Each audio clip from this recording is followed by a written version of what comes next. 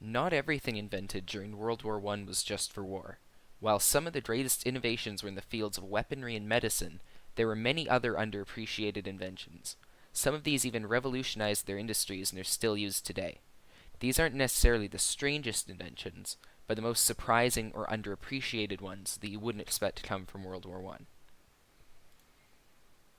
The sun lamp. In 1918, after the war, it's estimated that up to half of all the kids in Berlin were suffering from rickets, a condition causing soft and deformed bones.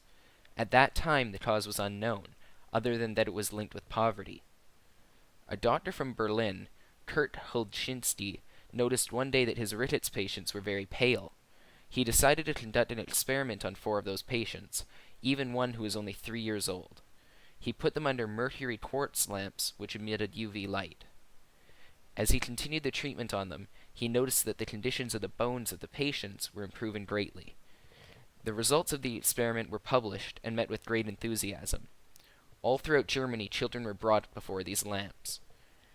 Through further research, it was later found that vitamin D is necessary, along with calcium, to build up bones, and that process is triggered by UV light. It was the undernourishment of children during the war that produced the knowledge to easily cure this great sickness. Daylight savings time. Daylight savings time is something everyone just knows to do. In the fall, you fall back and set your clock 1 hour back, and in the spring, you spring forward and set them 1 hour ahead. The idea of daylight savings time was not a new one when World War I broke out. In fact, it had already been suggested over 100 years prior by people like Benjamin Franklin. World War I was what set these changes in motion. During the war, Germany was facing coal shortages, so on April 30th, 1916, Germany decreed that their clocks should be set 1 hour ahead, from 11 p.m. to midnight, which would give an extra hour of daylight in at night, and therefore cause people to use less coal.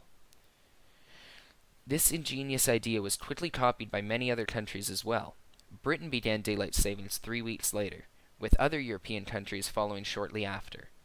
In 1918, the U.S. established time zones across the U.S. and along with that made daylight savings official from the 31st of March until the end of the war. After the war, the idea was abandoned. However, it eventually returned and stuck.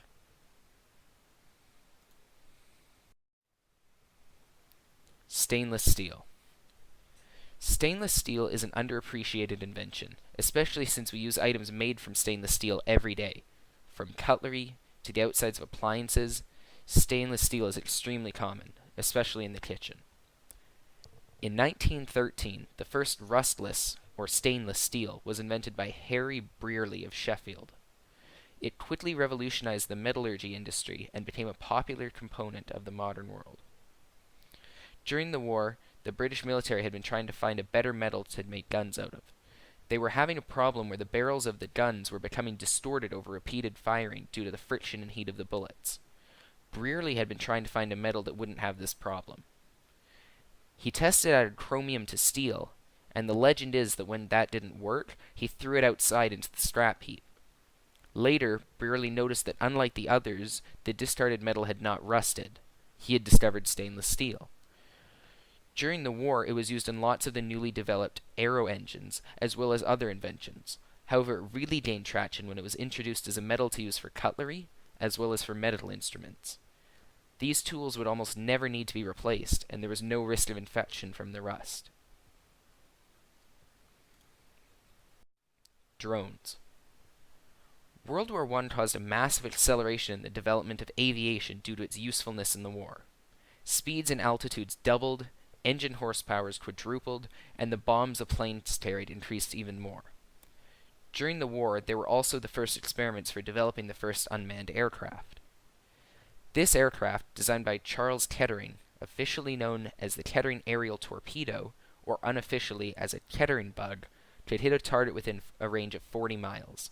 It was launched with a dolly and track system, and once airborne would use a gyroscope to guide it to its destination, where it would stop and dive to the ground. Sadly, it failed its first test on October 2nd, 1918, because it climbed too steeply, stalled, and crashed. Because of reasons like this, it was determined that it was too unreliable to be useful for the military, so it never went into mass production. Even so, there were still at least 45 Kettering buds produced by the U.S. Air traffic control. Before World War I, pilots had no way of talking to people on the ground or each other. Without these communications, the travel and airplane industry simply couldn't exist as it does today.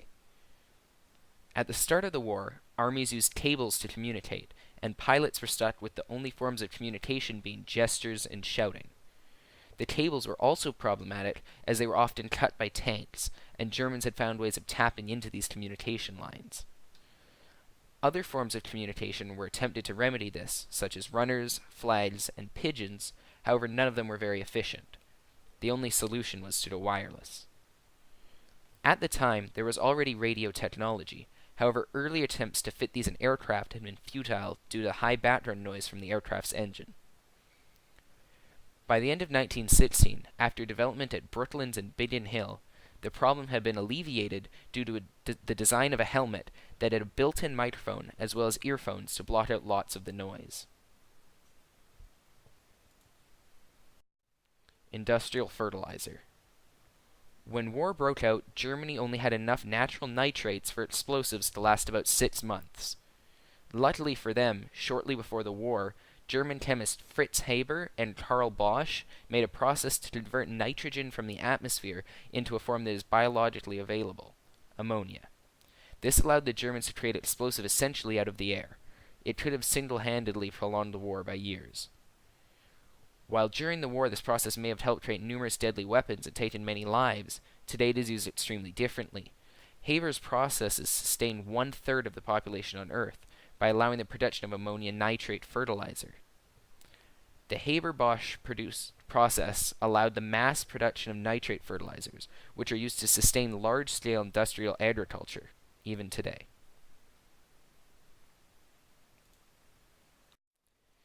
Kleenex and sanitary napkins.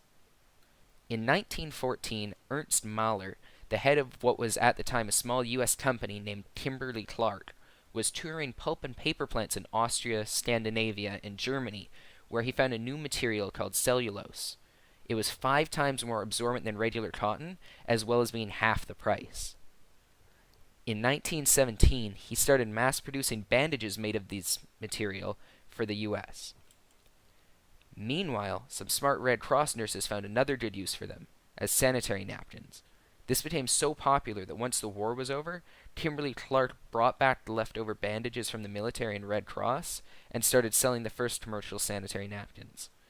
The company also found another great use for the material. If ironed out, it could make smooth disposable tissues, which in 1924 were released as Kleenex.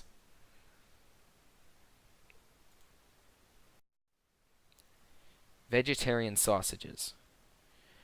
If you thought about it, you'd probably imagine that soy sausages were made by someone in the past 50 years and probably in somewhere like California. You would be incorrect. Soy-based sausages were actually invented by a German man named Konrad Adenauer. During World War I, Adenauer was the mayor of Cologne, and because of the British blockade of imports, starvation had begun to set badly in his city. To combat this problem, Adenauer had researched ways of substituting more common items for more scarce ones, such as meat. He started by trying to make a bread that didn't rely on wheat, but instead a mixture of rice flour, barley, and Romanian corn flour. It worked well, however once Romania entered the war, his supply of corn flour dried up. After this failure, he tried again, this time with the sausage. He decided on soy to be the meatless ingredient. He named it the Friedenswurst. Oddly enough, upon applying for the patent, he was denied it in Germany. However, in Britain, even though the two countries were at war, the patent was received there. As you can see, there were many inventions during World War I that you probably didn't even know came from World War I. A lot of these have revolutionized the way we do, the way we make things, and just some fun facts of things that are like they are today.